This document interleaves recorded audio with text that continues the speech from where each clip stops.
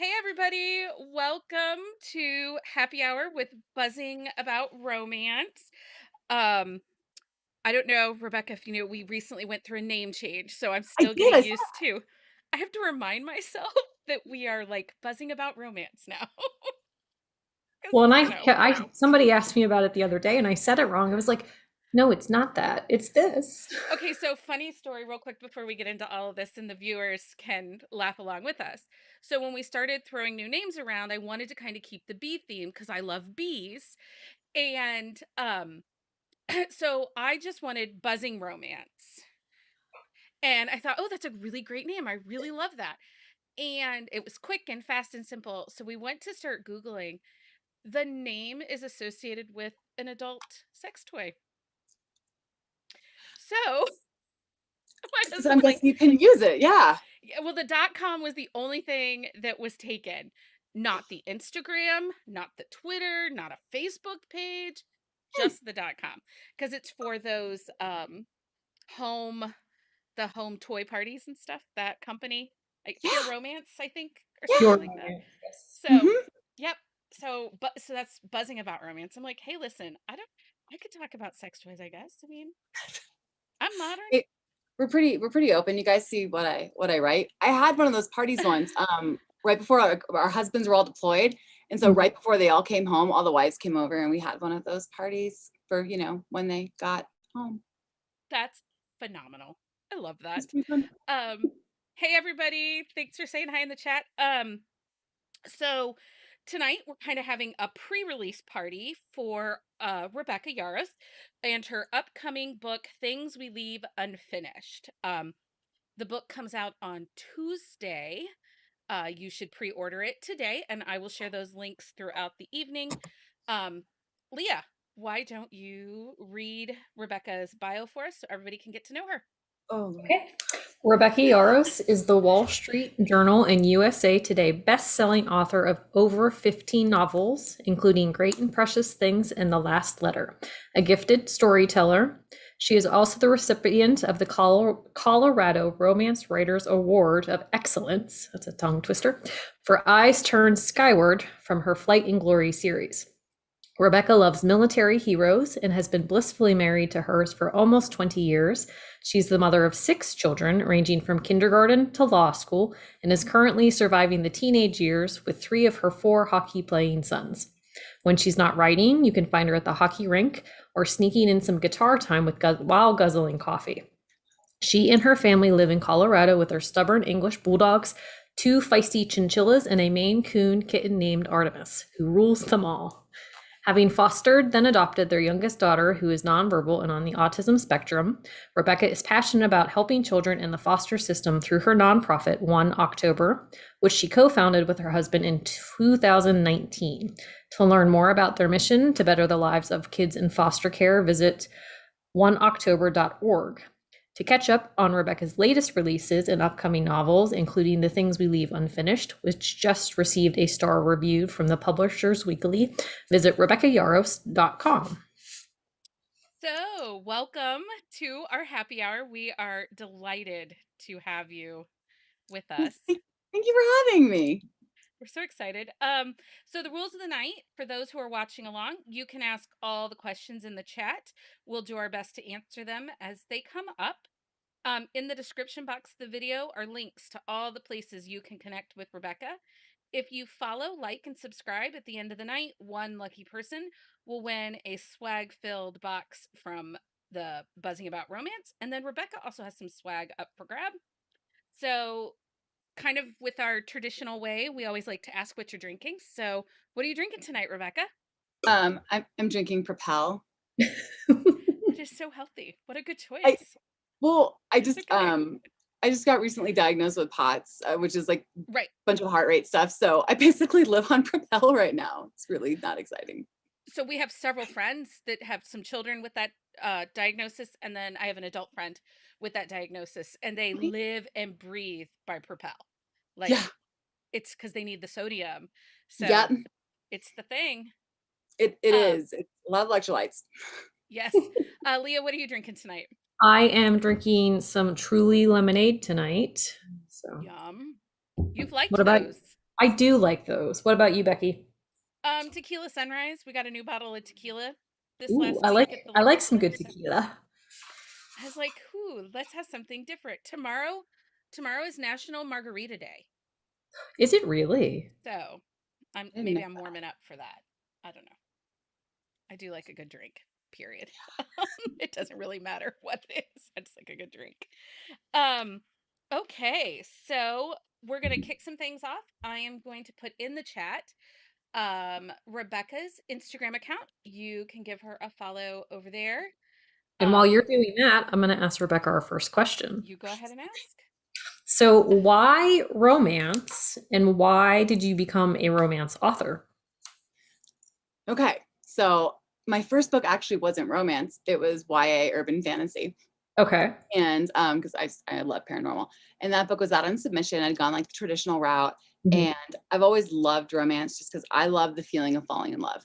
And I've been married to my husband for like umpteen million years now, so I'm pretty much only gonna love that guy, right?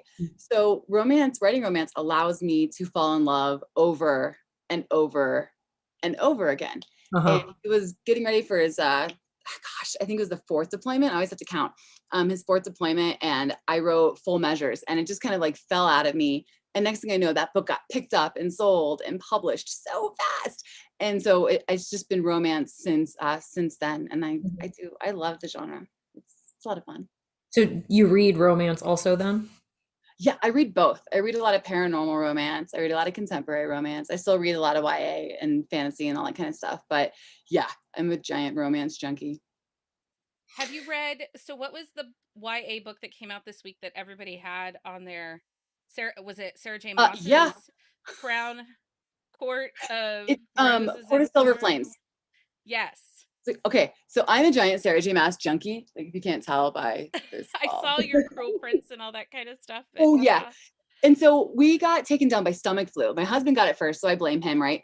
And then everyone else came down with stomach flu. And I got so angry because all I could think was, this is going to interfere with my being able to read because I don't feel well and I can't focus. And then I was like, oh, audiobooks.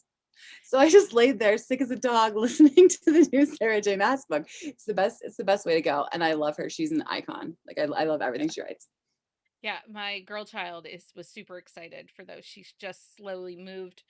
She really loves like the Sherlock Holmes inspired mysteries and all that kind of stuff, and she's just slowly making the way over to the fantasy YA. And Mhm. I fear more book purchases in my future here Oh, with that without a one. doubt. I mean, like mother, like daughter, right? Right? Oh, yes. Yeah. Yep. She gets me every time. So, when you aren't writing, what do you do with your free time besides momming? Because, that's like everything, right? Well, so yeah, but so we have 5 kids at home still. Our oldest daughter is gone and successful and hasn't been arrested for anything yet. So we think we're doing okay there. That's But great our stuff. other 5 are home, and so it's pretty much just juggling when they play hockey because it's a weird year. So if you ask Mhm. me any other year, we're usually at the hockey rink or the lacrosse field or just juggling kids. But this year there's a lot of Netflix binge watching and a lot of Disney Plus watching, a lot of family time, a lot of That's gardening when it's not snowing. when it's not Ugh. snowing. Yep. Major snow this week. Um, so, and we have the question too, but Tabitha in the chat asked, what's your favorite trope to read or to write? Ooh. I'm a sucker for the grumpy one only likes the sweet and shy girl. I'm a sucker for Oh, that one. Grumpy Sunshine. Yeah. I like I a great love I love a good second chance, but the funny thing is like as angsty as I write, because I write some major angst, I don't like to read it. Yeah. Like Okay. I don't want to get my own heart ripped out. I'll rip someone else's out. That's fine. I don't want to read it. So really I do like the alpha guys and the sweet little shy girls. Yeah. Hmm. Those are fun. Those are fun tropes. You So I read Muses and Melodies, which was your book 3 in a Rockstar series that you wrote with Serena Bowen and Devney Perry, correct? I think Yeah, it's those thank those you. three. I loved that story, but that's kind of that trope because he's such a jackhole sometimes, and she's like this sweet, kind, just she Yeah, has so much patience. There are so many times I was like, I would have dick punched him. Like, whoa, he's such an right. asshole. Right. And the fun thing there is like So Serena wrote the first one. Mhm. And so when you do that with like a collaboration of authors, and I can't say enough good things about Serena and Stephanie, they are intelligent, driven, talented women. And so Serena writes the first one, and then you have this character, right? Because you Right? basically get what you're handed. And Yeah. so, and we definitely made little tweaks like, hey, I need this to change or this so it'll work in my book. So when I got Nixon, I was like, oh, all right, okay. And I usually can't write enemies to lovers. I can't do it because I usually absolve like the tension in like chapter 3, Uh-huh. and then it's all gone. And then it's no more enemies to lovers. It's whatever it is now. So trying to do it that way was like, all right, I can do this. I can do this. And my editor's like, they're awfully friendly now. I'm like, I know. Hold on. I have to go back and make sure they're still fighting. So, but I'm glad you read that one. Thank you. That was a I super did. fun project. I liked that one. Um, Is, so what was is your go ahead, Leah. is there one trope you'll never write? Um, I mean, I don't know if I would ever, I've written a love triangle before. I don't think I could ever do like a reverse harem or anything like that. Like, I think that's probably beyond my skill set. Just because I'm usually like, the one girl, one guy kind of thing. So that's probably a trope I probably couldn't handle in my skill set. But other than that, I'm usually pretty You're open pretty for trying good. new things. Yeah. Would That's you ever dabble back into a paranormal? Yeah, actually, I'm gonna go back to working on the one that I wrote Forever Go this year. So I definitely would. It just depends on what my schedule is and what's already coming up. And Mhm. I find that especially like when you have to schedule out your writing schedule for so far in advance, everything seems to just kind of absorb the time. So I just Yeah. have to make the time. I like a good paranormal, so I'll keep my eye. This book, The Things We Leave Unfinished, was actually your first book I'd ever read. Oh, Um, so you're a new to me author, but I am going to go back and read some of your other stuff now well, because that's I comfort. have to. Well, thank you. That's better than like I read that one and I'm done with you. we'll So get to it, Leah. Like last night, 11 o'clock, I got a text message from Leah.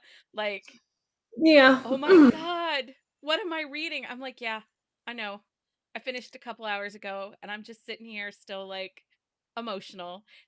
I can't say enough great things about The Things We Leave Unfinished. And for everyone watching, I'm telling you, this is a book to pre-order. This is a book you want on your Kindle. You are going to have a book hangover. So, what I'm saying is like spend the day reading it and know the next day you aren't going to accomplish anything. Cuz this one has so much emotion. But we will But come back. we'll come back to that. So, in the chat I am putting up um Rebecca's Amazon link to follow her on Amazon. I just recently learned in the last month how amazing it is to follow authors on Amazon. Like, I know it helps you guys with your searches and, getting things pushed up farther in search results and stuff. But as a reader, it's really amazing for us. And I didn't realize that until recently. Because when books go up on pre order, you get notified. When mm, books, the day they come out, you get notified. So if I forgot to pre order it, I'm reminded that, hey, look, it's here. And if you are a Kindle Unlimited reader, then you will also get notified that it's in Kindle Unlimited. And as a reader, it's just great to have those little reminders. So if you aren't following your favorite authors on Amazon, You should really be. should be. please do. Please do. It helps them. It helps them, but it helps us too. So, It does. Like um, because I'm a reader. I mean, I write maybe 3 books a year, but I read a heck of a lot more than that. So I love it because I can't follow all the authors that I love on social media. So it's nice just to get that email like, hey, they have a new book. Oh, sweet. Oh, yes. Mhm. Yeah. Tabitha says the last I The think she's last talking about letter. the last letter. I think she's talking about this book. Will No, make you she sob. has a book called The Last Letter. It's a different Oh, book. The it's last it is. letter will make us sob. Oh, yes, it'll make you sob. That's Ebook. right. I knew that. I'm like, that wait, where one's are my notes? Yes. yeah, that's a little gut wrenching. Oh, That's and what it's supposed Cassie's to. warning us that she always writes every emotion every time, but it's worth it. It's good to know. It's good to know. I mean, Muses and Melodies was very emotional. And I mean, my stomach was on the floor. My heart was broken in the big moment in that book. Um, but th- this one, The Things We Leave Unfinished, I definitely had a huge emotional reaction to. And I'm not a crier. People in my house tell me all the time that I'm like a cold hearted, not nice person. So to make me cry, it was good, Like guys. in your house, they say that in your house? Yeah, I don't cry, and my husband is super sensitive, and my daughter is very sensitive, and they watch TV shows or movies and they'll cry, and I start to laugh at them, and then they'll look over to me and be like, "Aren't you sad?" And I'm like, "No, not sad." I don't know. I get So, that. In you Muses and know, Melodies, I typically write more emotional stuff, and Muses and Melodies is a little bit outside what I normally write. It's shorter because I tend to ramble and write really long books, but it was really fun to be able to step outside and do something that's not, as gut wrenching. But I'm sorry that you. it's okay. It's okay. Sometimes we need that though. I think I we like a do. good book hangover every once in a while, to be honest. I couldn't agree. I like to know that at the end of the day when I shut the book on that story, those emotions and those feelings are going to stick with me. And I think that's a true hallmark of a good author too, is when they can bring those feelings to the surface, be it passion from writing the love story, swoon from those romantic moments, or that they maybe broke my heart a little bit with the feelings that come out, and that just shows that you're doing a good job at your craft. Hmm. So, Thank you. anyway, welcome. I've also put up Rebecca's BookBub. Um, Go ahead and follow her on BookBub if you are not. Um, okay, So, Leah, the Rebecca, next. what is your favorite kind of hero? Oh gosh, like trope wise or Well, characteristics? like characteristics, are you a cinnamon roll? Do you like an alpha hole? Do you like just Oh, that I don't douchey know. badass that I nobody likes at all? It depends. Like, am I reading? Am I writing? If I'm reading, I really like a strong alpha, but I don't like them to tip into the a-hole department. Do you know what I mean? Like, I always like them to have a certain level of respect because I guess that's what I write and that's what I'm married to. But I'm a sucker for a good alpha. But yeah, I'm married to one, so I think you just kind of like just look Uh-huh. for that. That's so fun. I love that. That is a good. Um, so a lot of your stories have a feel of redemption to them. So Yeah. is that's a big theme for you? I like to take like flawed characters or characters that have a tragic backstory or just an issue, and that I like to make them face their flaws and overcome them. And I like them to really find what's best about themselves in the other person and to rise to the occasion to really conquer those flaws. So I like flawed heroes and heroines because I think we all kind of are, and I like to explore how you overcome some of those things. Yeah. I love a good redemption story too though. Again, I think it brings, if it's done really well, it brings you all these emotional moments and connections. Well, and it's nice to see that like that turnaround for the character because like if they come in like broken, flawed, and like see like how they grow like throughout the story, it's always really nice to read. I agree. I agree. And the funny thing is getting Nixon from Serena's, her plot was already done. And so I was like, oh my God, how am I gonna fix this guy? Like, how am I gonna like one, he's gotta go to rehab. Let's just conquer that right now. Like guys gotta go to rehab. Because I don't really I've never written a rock star. Mhm. I've written military guys and I've written, extreme sports and hotshot firefighters, but I've never written a rock star. And they have that fast-paced, hard lifestyle that I'm like, oh, okay, all right, I can do this, I can do this, I can do this. So it's a fun challenge.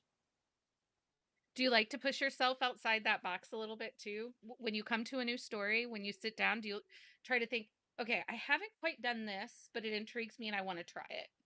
Or do you try to Yeah. stick kind of what you know? No, I mean, I think there's a pressure in publishing to kind of you get boxed into what people will call your the word I hate, your brand, right? So I think you do get pushed back into your brand. So it doesn't matter how often I venture outside the box, someone's always going to push me back toward military romance. It's just where I get pushed.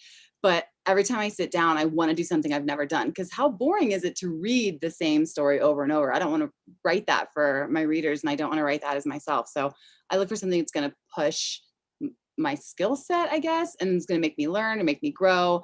and I kind of just go where the story takes me, but I try never to do the same thing twice. What kind of writer are you? Are you a planner or a pantser? Oh, I'm like, that could go a lot of different directions. What kind am I? I so many ways.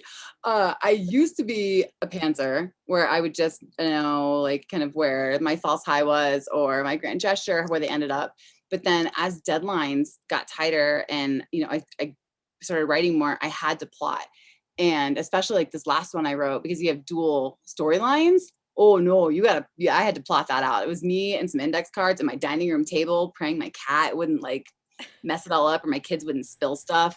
Cause I had to plot that out. There was no way. I'm not, I'm not smart enough to do that without plotting it out. I have For heard of authors with like wax crayons on their windows writing out their uh-huh. timelines, like stretching it. And Hmm. I use index cards. Like I write down all the scenes that I know I need to occur within a couple or have them experience. And then I, do different colors for girls and guys. And then I put them out on my table and I just kind of arrange them into how everything needs to fit together so they can conquer whatever they need to conquer. And then I pin it on my board in my office and I write it down into Excel. So I can't lose it because we have a lot of kids and things get lost. Organization is not my strong suit. I'm just going to say that right there. It's that's fair. It's okay. You'd have to be somewhat organized though with 6 kids. Well, I mean, I think that getting out for school in the morning at our house looks something like a fire drill. I feel There's a lot like like, that's at my house too, and I only have 2 in my house. Gonna say. but here's the deal. Once they outnumber you, it's really just like an extra sandwich and an extra bath time and an extra hug. Like once they outnumber you, you're done. Like it doesn't matter. You could have like 4 or you could have 14. Okay. Like it's just the same amount of work. It's just chaos. It is in some organized chaos. And my husband, God bless him, he retired from the military a year and a half ago. And he's like big, giant Apache pilot guy. And he's like, I'm gonna stay home. And you can go back to work. And God help me if he's watching this. And I'm like, all right. So watching him go from like alpha Apache guy to Mr. Mom has been Interesting. entertaining to say the least. Yes, There's yes. definitely been a couple things like, however you want to do that, honey. You just I I try really hard not to cringe and criticize when my husband steps in and helps. He does an amazing job, but so our oldest son, medical needs and all that kind of stuff. And typically doctors and health appointments and hospital stays have always been my ground, my territory. hmm So he would be left at home, and we have a girl child that's 2 years younger than the boy child. And he would be left at home, and she'd be like, he didn't know which pants were mine, mom. And she's 8. I'm 36. Sweetie. Like, you're a big right. lady. She's a tiny little kid. How do you not know which? He's done surprisingly well. And our youngest daughter is she's on the autism spectrum and she's biracial and had these beautiful tight spiral curls, right? And we're both white and we adopted her. So learning how to do her hair has been like this giant process, right? And he can do it. The man can do it. Now maybe her ponytail is like a little flat in the back and you're kind of like, but you know what? He's got it down. He can get her hair done. He can get her dressed. He is Good for rocking it. him. The doctor's appointments, I think, like the first time I was like, hey, referrals expire and you got to call the insurance company. And then you have to go back to the PCM. And he's like, what? I'm like, here's the binder. No? We got to the point that we would record, whichever one of us was there, we'd use the memo app on our cell phone, so that we could record, because he would claim that I would over exaggerate or, look for worst case scenarios. And then I felt like he gave me no details. Like, dude, I'm sure they said more than he looks great. I'm sure there was more. I just Right. know that there was, but whatever. Right. We're trying to balance. So especially because we have one who's going to go into surgery next year and all of my kids, like I got diagnosed with Ehlers-Danlos. All my kids did at the same time.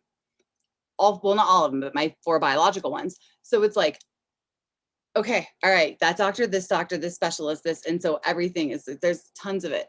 And God bless him. He's handling it, I think, pretty well. But I get the same report. I get like, that scan read fine. And I'm like, but if it read fine, why is this happening? He's like, I didn't ask. I'm like, excellent. Okay. Great. We'll just It's like my husband is super hands-on, like loves to spend time with the kids, and that's great. But like he got up the one morning and I was sick, so I was like, I need to sleep in. He's like, all right, that's fine, you can sleep in. So like 2 hours later, he still hadn't fed them, and he's asking my youngest how she takes her yogurt. She's like, well, I get 3 scoops of this and then a scoop of this. I'm like, how does he not know how she eats yet? Like she's 7. How do you take your yogurt? with a I spoon. mean, with the right.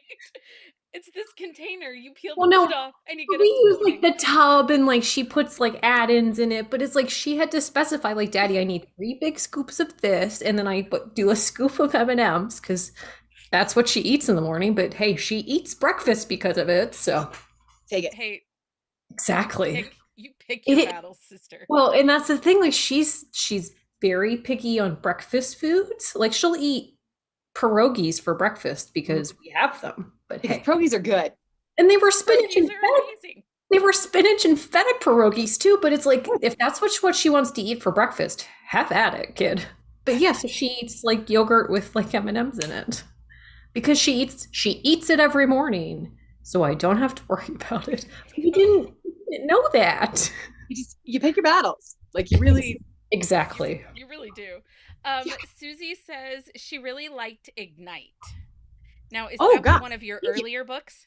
Yeah, it's a novella that I did for 1001 Dark Nights. It's in my Hot Shot Firefighters series. Thank you. I never hear that. Thank you very much. She very much liked that. Thank you.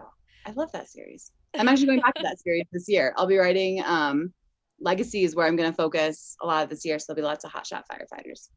I love some firefighters. I'm gonna have to find that book. So, does it take place in Legacy, Colorado then? Yep. It's a So, crossover. So Legacy, what happened was I got asked to do an anthology like years and years ago. And we're in the middle of moving. I wrote the first book, Point of Origin, on an ironing board, like with the camping chair, because the movers had already taken all of our stuff and I was on deadline. But I asked my reader group, I'm like, all right, guys, what do you want? I'm just gonna write a novella. What do you want? Do you want some, do you want some more military guys? Do you want this? And they're like, we want firefighters. And I'm like, I know nothing about firefighters. But I'll learn. But exactly. So I did a team of hot shots that's coming back to kind of reform their father's hot shot team after they were all killed off 10 years ago. So because I have to have tragic backstories. it's okay. I just do. But thank you. I love that book. Thank you. That's so awesome. So Legacy, Colorado, and this is kind of a romance trivia piece. You know that Jude Devereaux sets one of her big romance families in Legacy, Colorado. The Okay. Taggarts. I remembered that like after I had set everything up because I love Yeah. Jude Devereaux. Like I've got a whole bunch of like Velvet Promise and oh my gosh. So she and my mom went to college together. No way. And I have the Raider Barbie. Do you have the Raider Barbie? Oh, I love this that's so Barbie. cool. Leah laughs at me. So Barbie made a special edition romance cover Barbie. And it is the cover of the Raider from Jude Devereaux, which is the kickoff of the Montgomery family in Yeah, I have it right there. in Massachusetts. Yeah, so it's the purple one. So hold on a second. Hey Sydney, go give me the Barbie. So that one? Well, yes, but it's the old school cover that he's wearing the mask and that she's laying and her hair is all like Here, I found your mantled. picture that you Yeah, posted. there's my picture of Oh the my Raider God. Barbie with the cover. Because of course I had to then go on thrift books and buy every Raider cover I could find to make sure that I got the one that matched the Barbie. That's amazing. I didn't even I'm know that obsessed. Barbie She existed was now. she was so You can find it on excited when eBay. she found it. That's incredible. It's That's the little things in my life. Oh yeah, that one too. So Oh, yeah, there's that my one too. You have 2? No, she got the book. So that's my Oh, Barbie. That's because I guess there's my Barbie. And then I Look have the at him. paperback with the anyway, he kind of like monkey hands though. Look how big his hands are. Yeah, but he's a Barbie. What do you expect? Well, he's And his Ken. I hair mean, is so Fabio. true, but that Like, was the whole rage back then. It The was flowing because hair and Fabio was on half the the covers. sensuous yeah. pose. Like it's Low My mother bought me exactly that to thank me or to as a gift for me when I to thank you. to thank me for being her child. No. being Uh existing. she she bought it as a thank you, Mom. She bought it for me as a celebration of working full time in publishing and stuff. So that was That's super her cool. gift to me. And she knows I have a love affair with Jude, and the fact that they went to college together just adds extra bonus. That's super cool. Isn't that cool? She's like, okay, yeah, I know who that is. I'm like, I know, dude, it's so awesome. That's how I got my start in romance. So when you said legacy, I'm just like, Twin of Fire, Twin of Ice. That's Legacy, Colorado for the Taggarts. So I did it. I have these kids all coming back. Well, they're not kids; they're like in their 20s to reestablish their father's hotshot team. And the I stutter when nervous. Words are And so the city council says yes, you can do it, but you have to have this percentage of them be legacies. So they have to be the children of this hotshot team. And so I thought legacy was a really kind of fun. Was a fun name, but dude, you can't compare to Jude Devereaux. That woman's the master. I love her. She's a beast, and she still writes. She and Nora Roberts. I like think at some point, wouldn't these two? They're the top of their craft. They're loved, but they just keep writing and keep putting great books out. And I just think, don't you retire? And But I've heard writers Nora write. Roberts, right? So like I, even if even if we're like the worst thing you can do to writers, like, okay, you have this week off, don't write. And then we're like, sweet.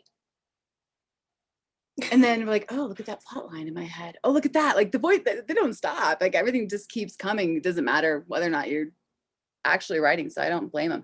But I remember Danielle Steele saying she wrote something like 20 hours a day or something like that because she only needs like 2 hours of sleep. And that took my jaw to the floor. I can't, I like sleep. I like sleep too.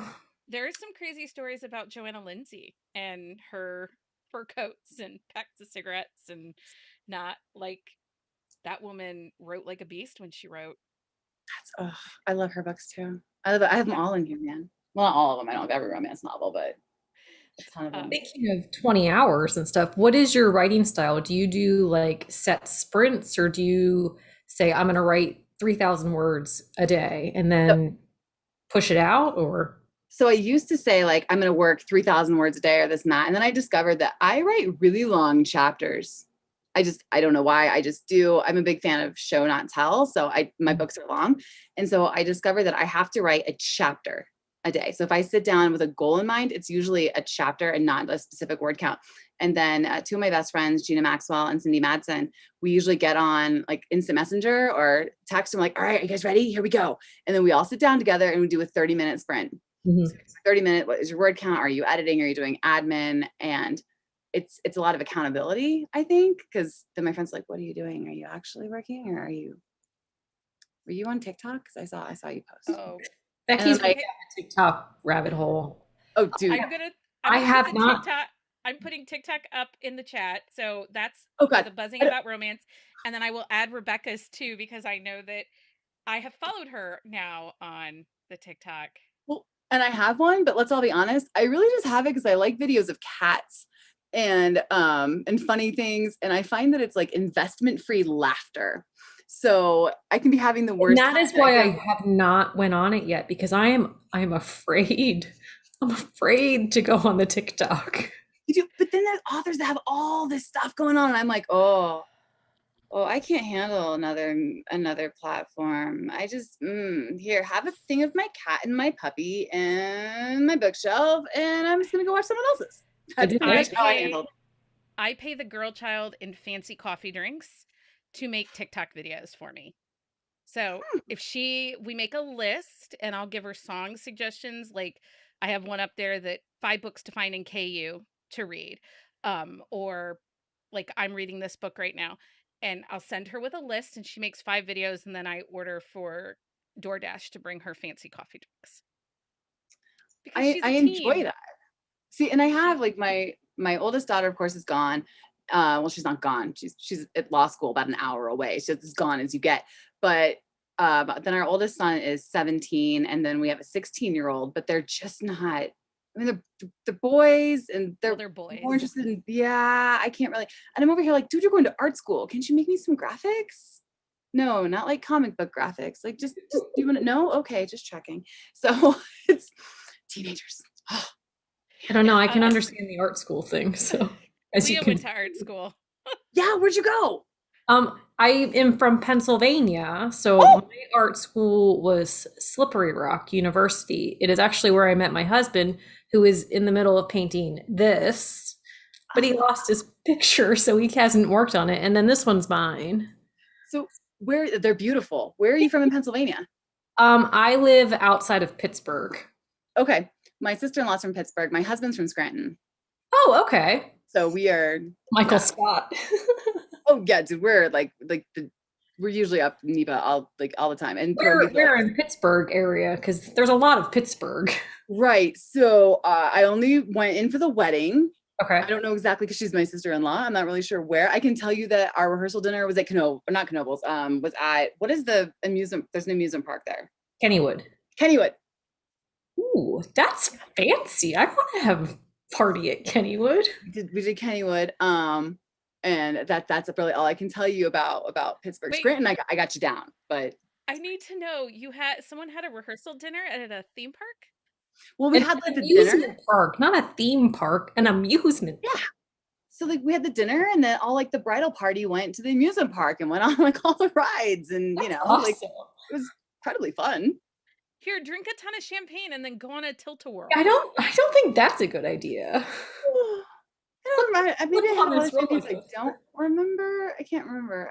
I know I wasn't pregnant. I can usually I was measure gonna time by say. which kid I was pregnant with. So I know I wasn't pregnant for that one. That's all I remember, really. Sorry, I wasn't snapping at you. My dog is making some weird noise. Like, Dude, go. snapping. Sorry. Yeah, I live north of Pittsburgh, so and honestly, I don't venture down there because if I can avoid if I don't have to drive, then I Right. don't. I get that. It's gotten worse since COVID. So I'm working out of our nonprofits office right now because I have a writing office inside our nonprofits office. But ever since COVID, I swear I'm like, no, I'm good at home. No, I'm good with people. No, I'm good with that. And then I think like this is still going to come to an end, and we're all going to be vaccinated, which is amazing because it needs to end and we need to get everything gone. But then I'm like, but then I have to see people again. Mm-hmm. Yes. I've gotten used to not seeing anyone. Nope. I miss eating out, but I don't miss crowds of people, and I hate grocery shopping, so grocery delivery is like the best thing ever. So Amazon from the Whole Foods near me delivers to my house. I had groceries delivered last night. I was so excited. I didn't have to go out. I miss date night. Like I miss restaurants or Yeah. and I have a lot of anxiety because we do have a high risk kid. So now it's like I have, you weigh and measure everything. Like where's level of risk? What's the acceptable level of risk? What's not? And I'm really sick of weighing and measuring those choices because I feel like I'm the bad guy who's constantly telling my kids like, no, I'm sorry, you can't have a slumber party. No, I'm sorry, you can't go do this. No, I'm sorry, that's outside that. So I'm really sick of saying that, but I miss date nights. And I told my husband I miss date nights. And he knows, my level of anxiety with that. And he rented out the biggest theater in Colorado Springs for us. And I'm like, oh, how cute. What are you going to go see? Because I haven't been to the theater in like a year, right? And I've got my movie theater popcorn, which, I just stuck my face in it and basically like licked the butter off because movie theater popcorn's the best. But I walk in and we sit down and this giant space is just for us. And he had them play Pride and Prejudice. And now the man can get away with whatever he wants for the next year. I was going to say. That's Like, that kind of buys him a pass for life. Oh yeah, like that was. I'm like, dude, really? That's a good one. Like that's a book move. That's what I told him. I was like, dude, this is a book move. I'm just telling you. That bar has been set. Yeah, because anytime you get to see Darcy, 30 feet tall, I'm all about it. Right. And just to fight with everybody in the chat, Matthew McFadden is the best Mr. Darcy that ever lived. Hand flex. That's all you have to say is hand flex. Don't even start with me. Don't come for me with Colin Firth. It's hand flex. Yeah.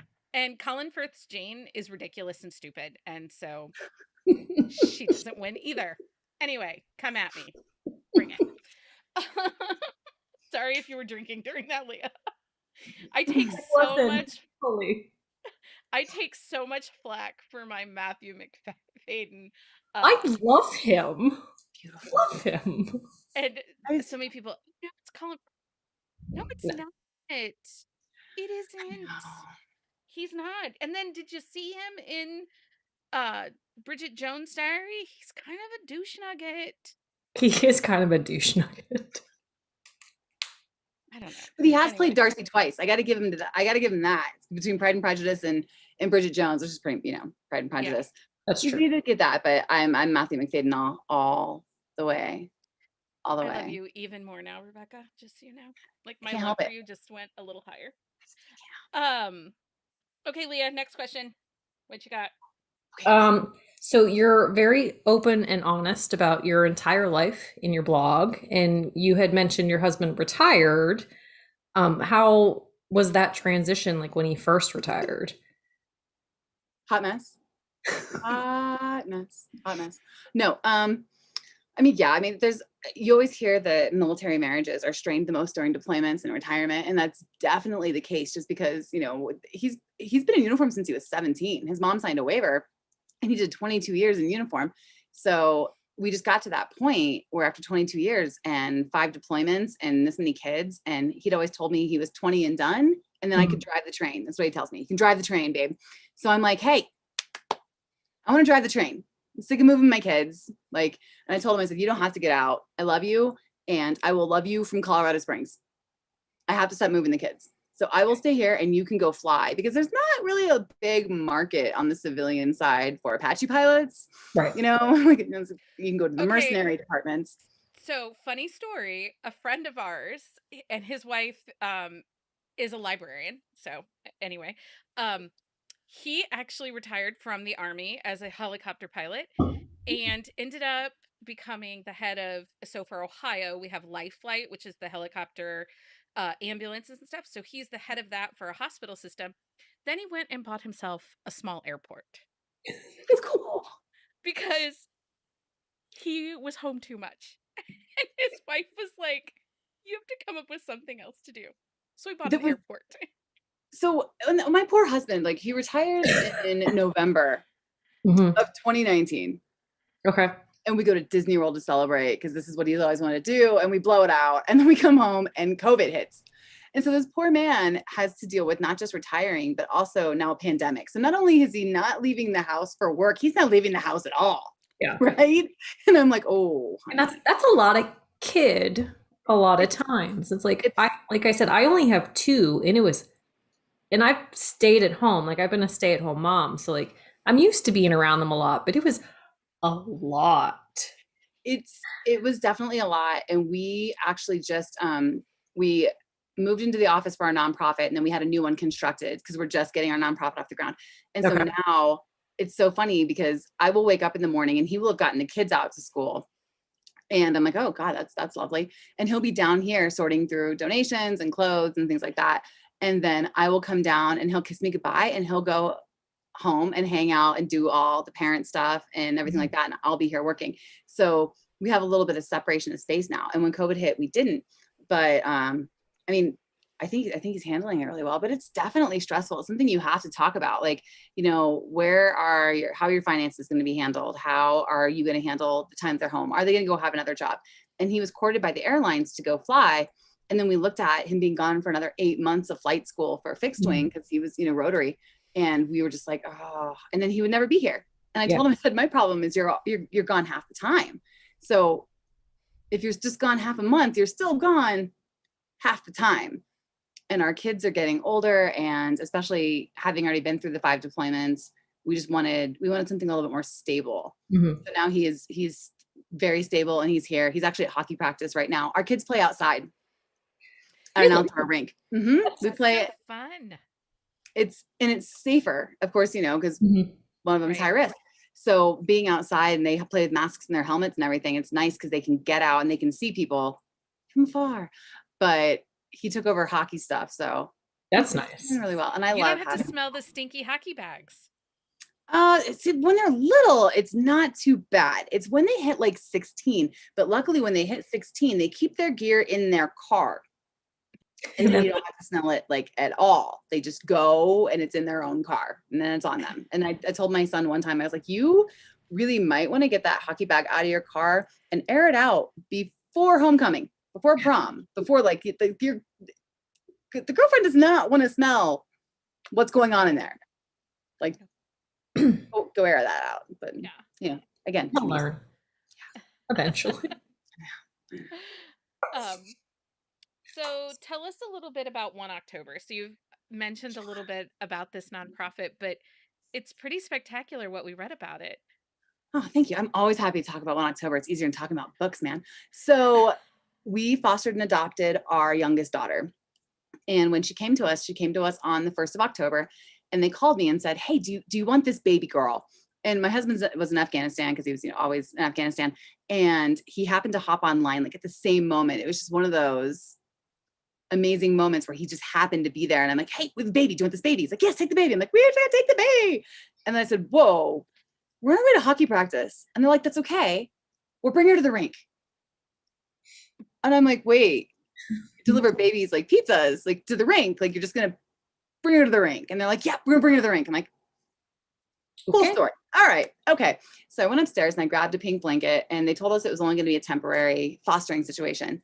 And so I put my big boys on the ice and took my little boys outside and they handed me this car seat with my daughter in it. And, I'm like, oh, she was so cute. But they handed me just a couple of grocery bags and there was some formula and just a couple onesies and stretch pants. And it was the 1st of October in upstate New York. So you're talking cold, you're talking no socks, no coats, no anything like that. And a lot of times kids that come into care are taken with little. And I try never to place blame on parents because I can't imagine someone coming and telling me, hey, we're taking your kid right now. What do you want them to have? And then that franticness of trying to pack for them. So these kids are brought into care and then oftentimes they have to start school the next day. I mean, our daughter didn't, she was 5 months old, but they have to start school the next day or they don't come with much. And so what we do is, or what we're going to do since we're opening hopefully in April, is social workers can call us and say, hey, we've got a kid, 4 years old, size 4, boy. And we will go and we're going to grab them an unmarked duffel bag, which we just got in. I'm really excited. They're just black and gray because no one wants to be known for being in foster care. Mm-hmm. And they can get a week's worth of clothing from us. And it's all either new or gently used, anything that I would put my kids in so that these kids can start school the next day or so that foster parents don't have to immediately run out and shop because I had nothing for my daughter and my husband is deployed. And now I have all my boys and this baby. And we didn't have any baby stuff because we thought we would get like a 2-year-old girl. That's what we figured would happen. And next thing I know, I have a 5-month-old baby. I have no swing. I have no bouncer. And my son is sitting on the kitchen floor holding this beautiful little girl while I'm making lunches because she hated a car seat. And I'm like, I have no baby gear. So we also have a lending closet. So people can come to us and say, hey, we need a swing. And if we have a swing, we'll say, here's your swing. And please bring it back when you're done. And then we can kind of help foster parents there. So they're not going out thousands of dollars to outfit kids. And the kids, kids come into the system with a little bit more dignity. That's amazing. I love that. It You're really doing is. so good. Oh, that's big love. Okay. I think that's amazing. Foster care is a very, to be a foster parent takes a very special kind heart and to see the need of the kids and, what to care for them. That's amazing. There's a lot of kids and there's a lot of needs. So I always tell people if you can foster. And we did the nonprofit because, with our daughter's level of autism, being nonverbal and being on that end of the spectrum, we knew that we were at our max capacity. We couldn't take any more children from foster care. We just figured this was our way to give back while still, giving back without fostering again yet, because we have a lot of kids. A lot of kids. And pets, menagerie. We have a giant menagerie. Yeah. What all kind of pets do you have? So we have one old man English bulldog, and his name is Diesel, and he's grumpy. And we have one puppy English bulldog whose name is Scotland, and she is the worst. She's the Aaron Burr of dogs. Like you are the worst, Burr. Like she is awful. and we got her when the pandemic hit. And then we have our Maine Coon kitten, Artemis, who's almost a year old, and she's fabulous. And I've never had a cat before, and I'm madly in love with her. We have 2 chinchillas, a bearded dragon, and a bunny. And we're done. That's it. I say no to the Then you're chinchilla done. in our house. The girl child wants one desperately, and I'm like, they take a dust bath. So then her counter is, how about sugar gliders? And I said, well, do some research. So she did some research. They do best living in a group. So you need to Oh, have 2 to 3 of them. And I'm like, no, no, no. So instead we have an African tortoise, a Colombian tegu, You a have a lot of couple of geckos and a snake, and a hamster and dogs and a rabbit. We have a bunny too. that was so our kids, like when they're 10, can present us their presentation for a pet. And it is researched as this is what my pet would require. This is what it would need to come home. This is what it eats. This is how to take care of my pet. This is how to prove I'm responsible for my pet. And then we typically say yes. And so my third little boy decided he wanted a bearded dragon. And my husband doesn't do reptiles. And then when he brought it home, he had it in a cardboard box and it ate through the box while the bigger boys were unloading things. And he comes inside and he's like, I think the bearded dragon's getting out. And my oldest son's like, no, dude, he's out. He's out in your car. Like, he's out. And my husband's like, what? And I'm like, yeah, it's okay. So we go out there and I grab this like plastic box because whatever, it's a bearded dragon. And I can see the bearded dragon like wedged between the door and the seat, right? And I'm like, okay, hold on, because I'm thinking go in from the driver's side and just pick him up and put him in the box. My husband opens the passenger side door. So this bearded dragon jumps out like a velociraptor, right? Like, and then my husband screams like a little girl. Now, mind you, this dude is 6'4" and has been in combat multiple times and is like, giant dude, right? He's screaming like a girl, and I'm like, oh my God.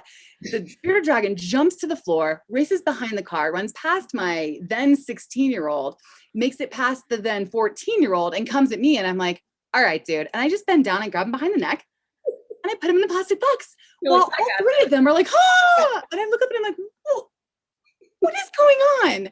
And my husband's like, no. No. And then he tells me, and God, he's gonna watch this and kill me. And then he tells me the public message approved version of this story is he screamed like a grown man who stepped on thumbtacks. Oh, no, my husband squeals like a girl too, and he's 6 foot and like 240. Like he's a hefty guy. Like my sister-in-law likes to tell this story about how like he personally hefted like this 800-pound like cement planter they had in their basement. Like my dad and my brother were there to help, but my husband did it all, according to her. And it's like he squeals like a girl if he sees anything, and it's so funny for that noise to come out of that man because he's like a burly beard, like he's a man's man, like, but he squeals. It's just reptiles. My husband doesn't do reptiles. So snakes, lizards, that kind of thing. And I'm like, so basically, how are we gonna get this thing into the terrarium? And he's like, you're gonna put it in. And I'm like, cool story, bro. I got it. Not a big deal. And then my third, like the other sons are like, no, dude, that thing is sacred. And my third son is like, dude, yeah, whatever. Picks the dude up and puts him in. He's like, he's in. So both of us are like, whatever. But the rule we have is you cannot bring a pet home that I cannot take care of. So spiders, no. Anything I won't take care of, you can't come home because I know they're going to go to college. And I tell them freshman year, I will keep your pet. Sophomore year, you gotta take that pet into consideration because I'm not keeping the menagerie by myself. They get kicked out. They get evicted. Well, I think it depends. Like our daughter had a pet at Boulder when she was in college there. So not freshman year, but when she got out of her sorority house, her junior year, she had pets. So knowing one of my boys that's not a fraternity, but the second one's probably, the second son is like the dude bro fraternity guy. So I know that's coming. Isn't it great that you can see that already? Like I look at my children and I think, oh yeah, like my girl child is a theater nerd. She loves reptiles. I just say to her all the time, please don't be the smelly kid. That's all I ask. I See, love you. And she's not. I mean, she's not, but it's just, I know that she's just that level of, odd that Just don't be smelly. But Don't add that on top of it. you can Yep. see it coming. And our oldest, like our girl's at law school and she's studying foster care law at DU. And then our senior just got into the School of Art Institute of Chicago. So he's probably going to end up in Chicago doing art. And then my second boy is my reckless one. He's the one, like, my oldest boy is like, wait, I had to put gas in my car. And my second boy is like, I just changed out my fuel system on my motorcycle, like by myself, balancing out a tree trunk. And I walked out, I'm like, why is your motorcycle on a tree trunk? He's like, it's fine. And I'm like, just gonna. So they're all just so different. And They are. I didn't realize that. I think when I had my second kid, I thought it'd be like a repeat of my first. It's not. Oh no, my children are so very different. Very, Mine are too.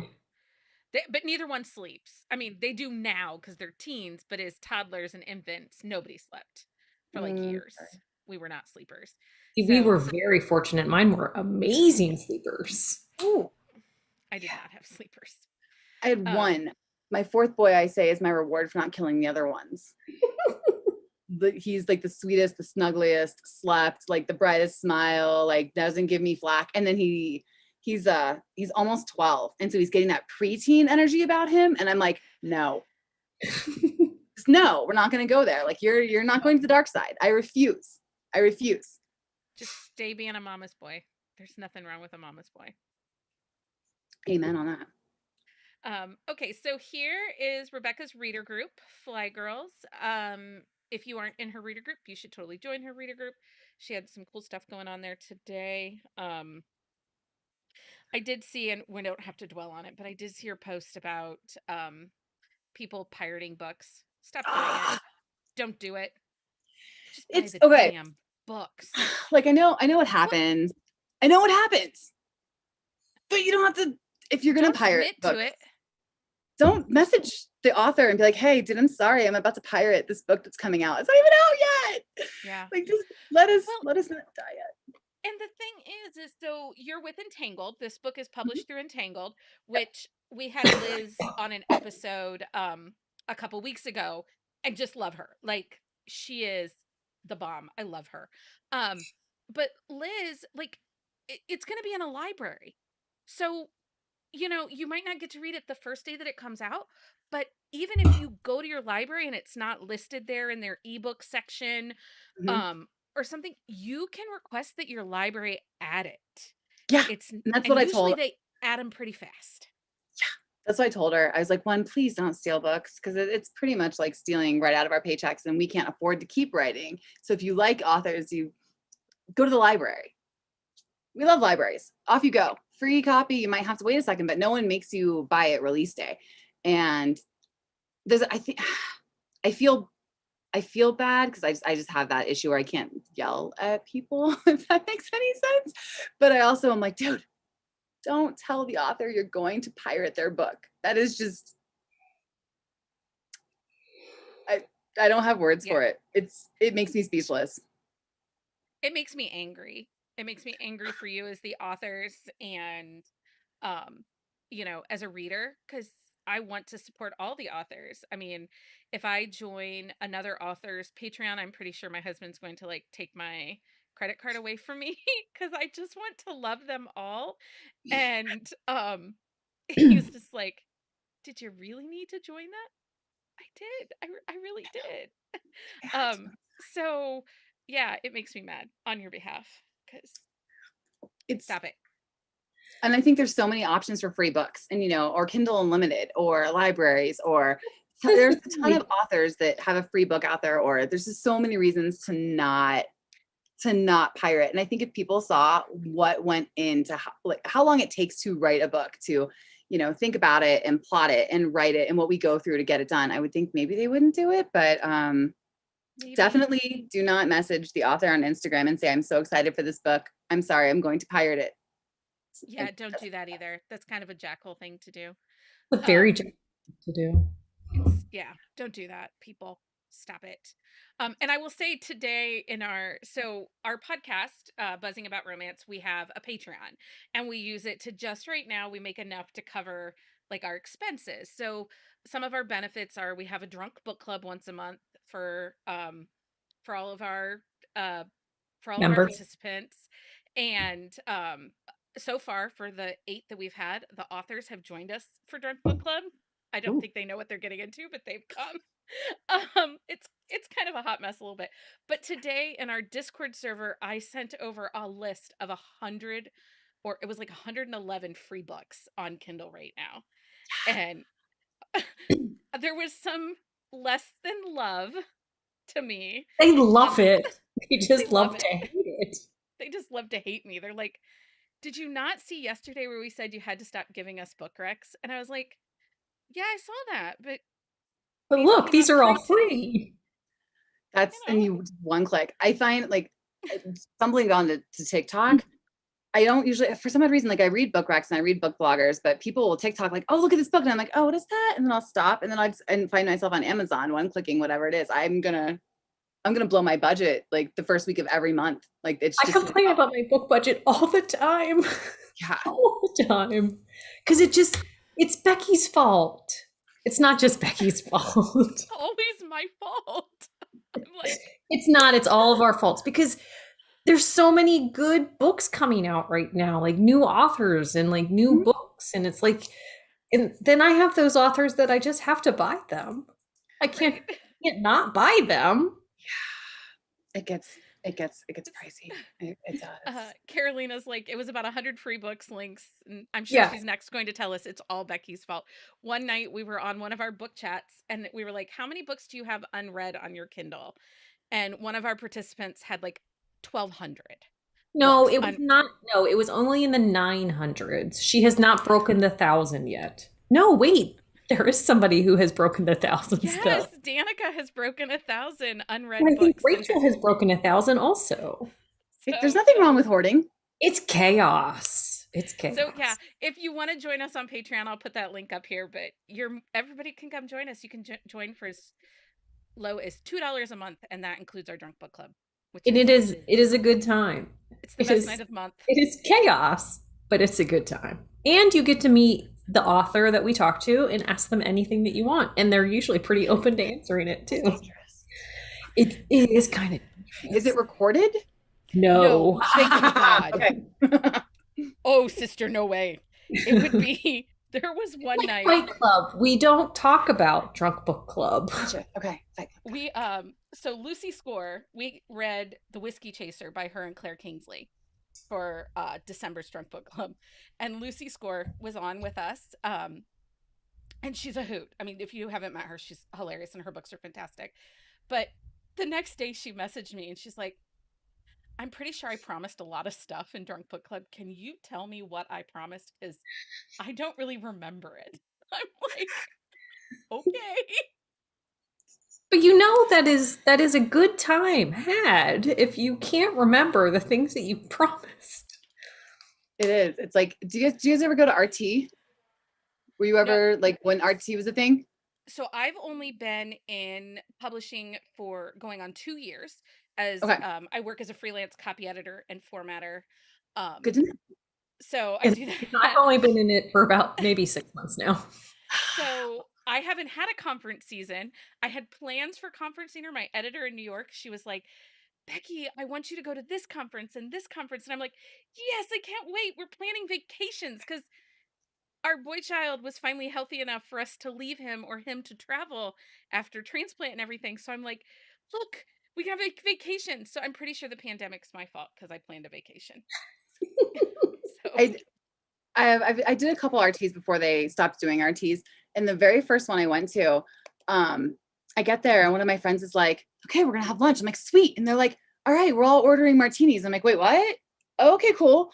And at this point, I ordered like a raspberry lemon drop, and this is I think it was Dallas, the Dallas RT, and I've never had one before, right? And so then it goes down really, really easily because it's super sweet. And I don't know they're all alcohol. I think it's like what, like a shot and something else. No, it's all alcohol. So then I order a second one, and then I can't get up for the next panel I'm supposed to go to. I'm like, oh, we'll be sitting here. And then it's like the whole week. And my husband likes to joke that when I was at RT, like he was more accessible in Afghanistan than I was ever accessible at RT. Like it was just never a nope, thing. Never a thing. that's fair. That's But you get around the Now, girls. right? Well, and that's kind of, it's been nice because that's what our part of our Patreon for our podcast has kind of become, this tribe of women that love romance and want to support authors. And we have some authors that are part of it. Um, and it's just supporting each other. And, we had a couple people this week that were Oklahoma, Texas. So everybody was checking in on them. We have a support Canadian. We have our support Canadian on standby for us for always. Yep. Um, Need one. so it's really turned into this amazing thing. And last night I actually said to my husband, I said, there are moments with this that I'm just like so proud of what I've created, this community of romance lovers, and it's about building up the genre, and we don't tolerate it. We're the first ones to be like, Nicholas Sparks doesn't write romance, Right? and God, come at him. Yeah. I'm not even go. Don't get Becky started. Don't even start me. Well, and if you Yeah. read The Things Leave Unfinished, then you get Yep. Yeah. Noah. Yeah, Noah yeah. is Noah. And that drives me crazy. That was like one of my really good friends yesterday was like, I watched the best romance. It's The Notebook. I'm like, not a romance. Not a Not a romance. romance. It's a love story. Not a romance. And it makes me crazy when people are called romance books. Well, that's a beautiful love story. Stop it. But we have we have one of our friends that reads PWP. She is in it for the Porn Without Plot. She loves Oh, the yeah. reverse harem. Most of us are huge hockey romance readers. Like, Yeah. we love Well, but she's a hockey mom too, though. So I She is mean, a hockey mom. she kind of is grandfathered into that one. That's what my first book is, a hockey romance. Like the very first thing I wrote, and I think it's why my editor picked it up, is her kid had played hockey. And then she's like, oh, this guy plays hockey. I'm like, yeah. And it was back in like 2014. So it wasn't like a big thing then. And I always think that that's the only reason my editor picked me up. God bless her. Like my entire career based on a hockey player. And romance has something for everyone. It does. Leah reads the paranormal. We have a couple of that really like shifter romances and rom-coms, and so there's a variety of us in there. I think the big main thing is we just all love romance. Like, there isn't just one type. And it's nice too, because like everybody in the Patreon, like everybody has like their go-tos. So like we can like we'll branch out into like a different type. Like I love a suspense, but Becky isn't a big suspense, but she loves a secret baby. Right. But it's nice because like we'll come up with like recommendations, and like we got our Minnesota hockey mom to like read a suspense book because like we loved it. Yeah. And then we sucked her into that. And then she got mad because she had to add like 15 books to her TBR. That happens. The minute you discover an author that already has a backlist and you're like, oh, and there went my. Yeah, and the author does not have a small backlist. Like it's sizable. You're like, I'm good for the month. Thank you. Well, we just did. So Jacinda and Jack Wilder were February's Drunk Book Club.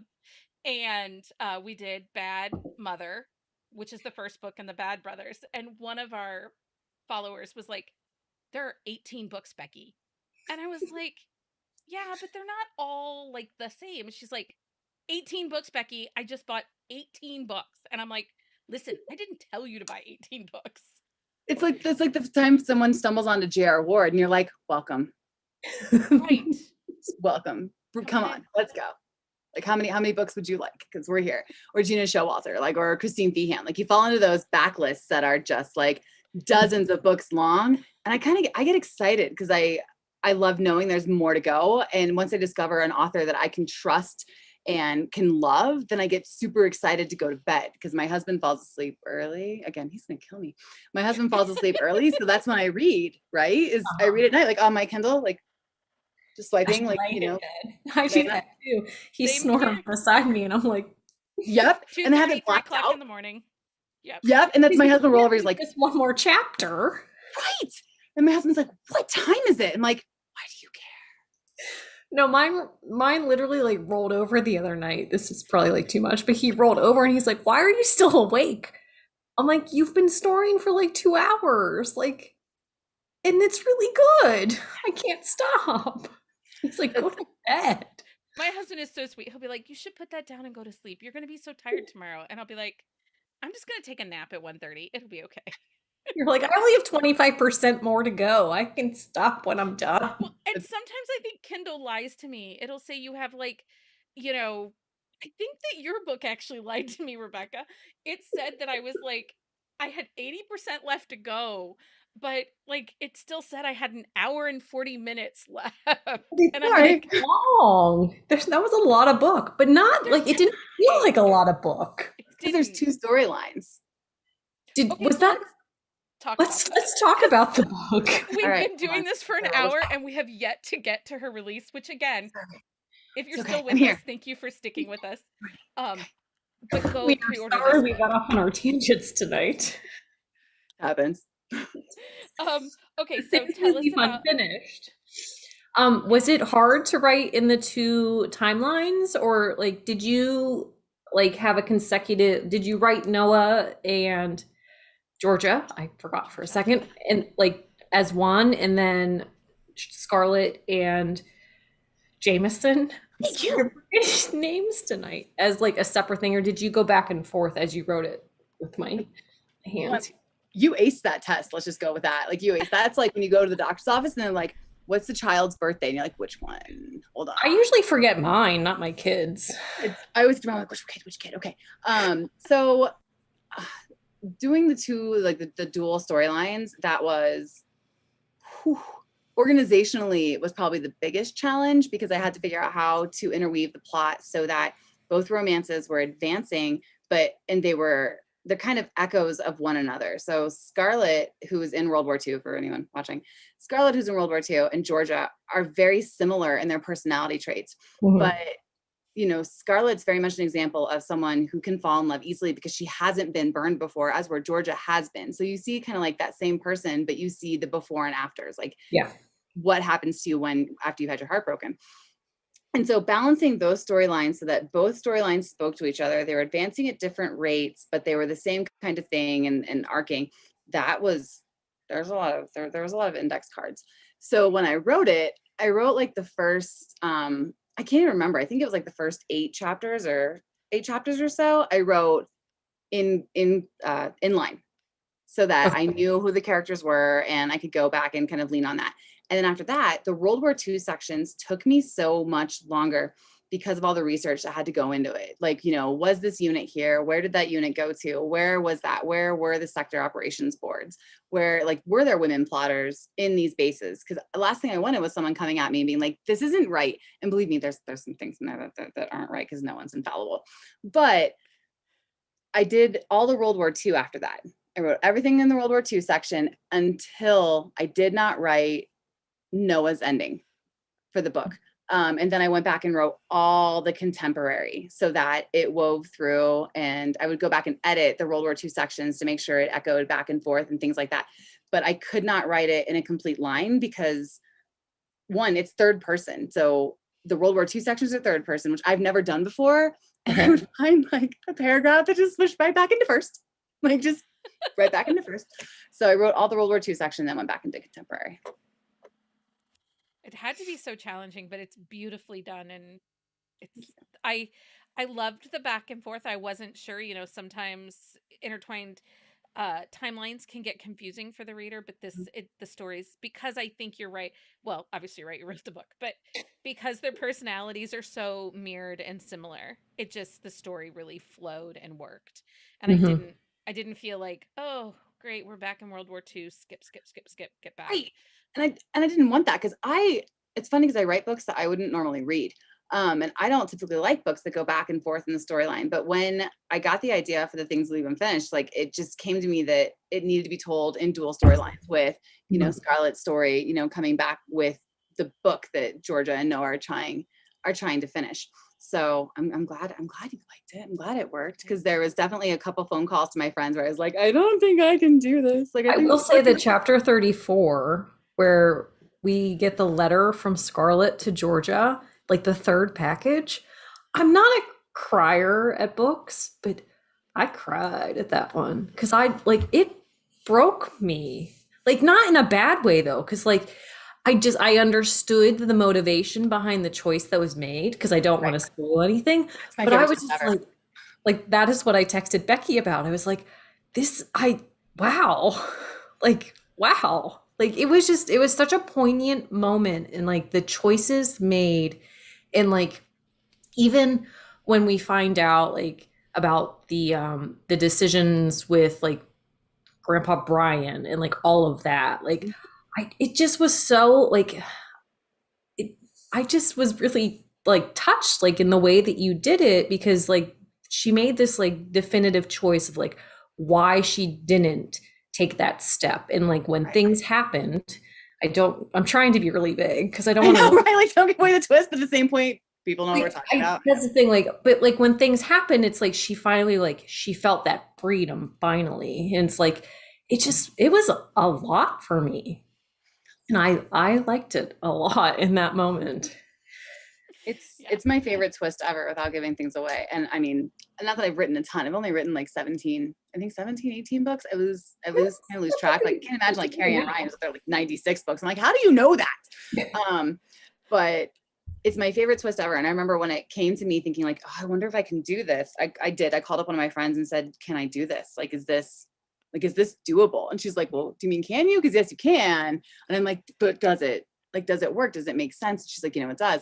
And the letter, I think I needed a way for her to speak to her, Mhm. for her to speak to her great granddaughter and be like, don't make my mistakes. Don't make, look for things like that. And especially there are certain things that I love about the book, especially the way, this is gonna come out kind of cruel, the way George's mom is what breaks her. Yeah. And that's one of the only sections of the book I didn't write linearly.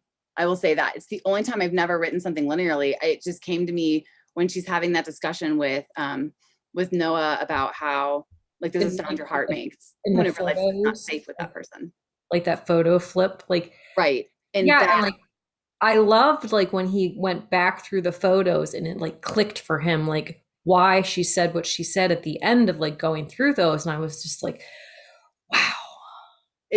it's I think I like this book because it shows the different types of love, I guess, without going on about your own book. But I think when you typically read a romance, you have the romance between your hero and your heroine, or your hero and your hero, or your heroine, however you want to read, Yeah. and you have that relationship. And I think what I loved about this one was seeing how many different types of love there really are. And there's the love between you and your spouse, and the love between you and your parents, and you and your child, and you and your siblings, and things like that. So I very much I liked that one. But the letter, I was honestly afraid. I sent it to my editor and I was like, dude, this letter in the back, just is it's super long. I was afraid she was gonna make me cut it. She's like, no, it's good. But it worked. It worked really well, and it just was and it made more sense like in when they like the whole aspect of like finding the thing in the wall again. Want to be vague. That one thing that happens in that one place. But like finding that in the wall, like Yep. it didn't make sense like at the time that like it was hidden and like not like part of it. But then after that letter, it was like, oh, It now I know why it was there. And like it just there was so like little moments like that like really brought forth like this just intense like feeling. And I get a book hangover every once in a while, like, but also like I read a lot. Like I speed read, and so it's I read a little too much probably if you ask my husband. But like this one, like I had a definite book hangover from it, and I don't get that super often. well, But I did. So good. It's so good. Everybody, seriously, go pre-order it. So we've taken up a little over an hour of your time. So we're gonna skip our game, but that just means you have to come back. Okay? it's fine. I'll come back whenever you want Because me we to. always like to plan ahead just in case, and we Yeah. didn't get to So it yeah, tonight. we And didn't that's need it. no, and So that's okay. yeah, I had great discussion, but I don't wanna, your husband's gonna be like, are you coming home Oh, dude, no, my tonight? husband's at hockey practice, and my oldest has our baby girl, so I'm You got free night. a little bit. Free mom tonight. It's a little bit. It's weird. And it's weird to be to your office like super late, but then you're also like, hey, that's right. At one point I wasn't married, didn't have children. Remember what that was like? No, not really. No. But no, I but no, don't. really, I can't thank you guys enough for having me because it's super fun. And No, it's been amazing having you on. Yeah, you are welcome back anytime, just send us an email and be like, hey, I got a book coming out. I want to do something. And we will make time because this has been Thanks. a lot of fun. So if you are still with us hanging out, go ahead and give us a hey in the comments, and then we'll pick a winner for our swag. I have my girl child made a bee book sleeve, And it is glittery. and it's glittery. It has glitter. It shines and shimmers. And then she made a matching coffee cup wrap for like your Starbucks cup out of the same material. So, and then I have some stickers and some other fun swag to That's add insane. to that. She's I have a signed paperback. which will oh, And nice. fit which will fit in the bee Yeah, it book. will. yeah, yeah, it's a thick one. And some swag that goes with it. I did some swag boxes. So I have some fun storm glasses and really cool typewriter swag. So you guys, Typewriter. if you guys will, I did like the typewriter like little element there. I had fun with that. I had a lot of fun. The entire book, I mean, it's emotional, but there was a lot of fun, and especially like in the research and everything like that, and trying to get it to tie all together. That was fun. It's like a giant puzzle. You're just grabbing strings and hoping everything matches up at the end. Well, it worked out very well. Thanks. Like folding a fitted sheet. Sometimes it works, and sometimes you're like, oh, whatever. That's like Roll it in a ball and shove it in the pantry. that was like the first time I like successfully folded a fitted sheet. Like I got myself a drink because I was like, this calls for a freaking celebration because I'd never done it before. I still can't. I'm 39 years old, and I cannot fold. No, I watched a YouTube video, no joke. I was on YouTube and I'm like, what is the best way to do this? Because I found somebody who it was like a perfect square. I'm like, is this possible? Sorcery. My mother can do it, and my mother lives with me half the year. And so for half the year, we have nice fitted folded our fitted sheets are nice and folded. The other half of the year, they get the tumble roll and shoved in the linen After closet. COVID, can Lynn do a tutorial? She might be able to. My sister is like, I watched a Martha Stewart episode and she showed you how to do it. And I'm like, shut up, you brat. Nobody likes you anyway.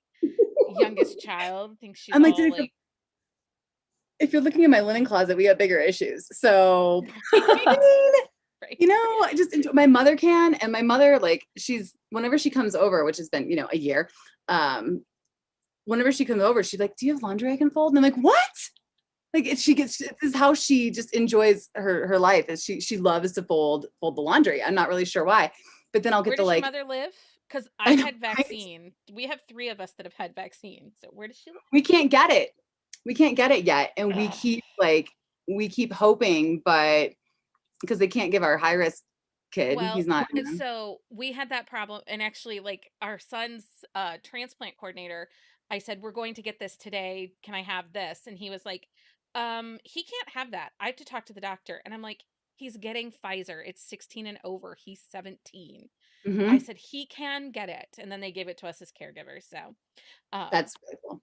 yeah, we were very lucky. The head of our hospital, he with our doctor helped us get in because Cool. I will say my parents are getting it. My parents got it today, actually. My dad just recovered from stage 4 cancer.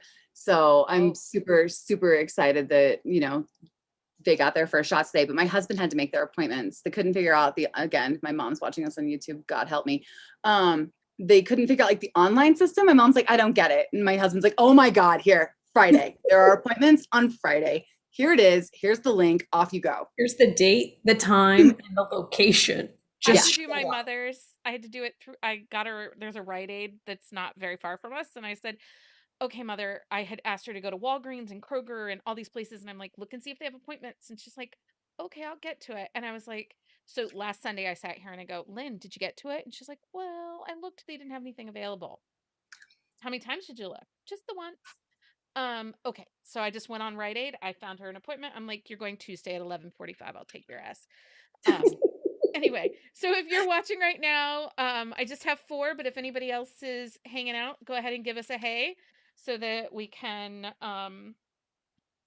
pick some winners. It's Carolina, Susie, Tabitha, and Leanne. So 3 of them are our Patreons that they know Sweet. we give Hi, guys. swag. They're all like, yes, swag. I know, you just Um You guys pull my winner for me so I can mail them fun I things? will. I will. And what I'll do is whoever wins tonight, I will have them just email. I'll put the email address up in the chat and then they can email us their address and I'll just forward it on to you to make it seamless and easy for Awesome. you. Awesome. We Um, love giving stuff. okay, so give me a number between 1 and 4. God, that's the pressure. 3. 3. So Miss Tabitha, I am going to send you the the book holder and the B cup holder swag. So you can just email us the queens at Buzzing About Romance and we will get that out to you this week. Now give me another number between 1 and 4 that isn't 3. Oh gosh, I love the pressure. 1. Okay, and that's Miss Carolina. So Carolina, send me your address, which I think I actually have it. But just remind me that I have it, and Just think it again, just to be safe. I will pass it on to Rebecca, and she will send you a swag box and a copy of the book. Which Leah's like super Great. jealous over there. She's like, "How I do I kind get of into win?" am. Not that I have the space Oh my for God. it. Just send me your addresses. I'll send you guys copies. Just send me your addresses. I'd I will love. take care of that probably tomorrow because I don't think I could do that tonight. So again, thank you so much for joining us. Thanks for having Everybody, me. make sure that you pre-order the things we leave unfinished, You will and not be sorry. You will will not not be be sorry. disappointed. No. It is worth it. And then we'll be back here next Friday night with author Jenna Hartley and her latest book, Hot Shot, which is part of the Kate Every day. Rumberg Everyday Heroes group. So come back and join us next Friday night. So bye, everybody. Thanks for Bye, joining us. everybody. Thanks.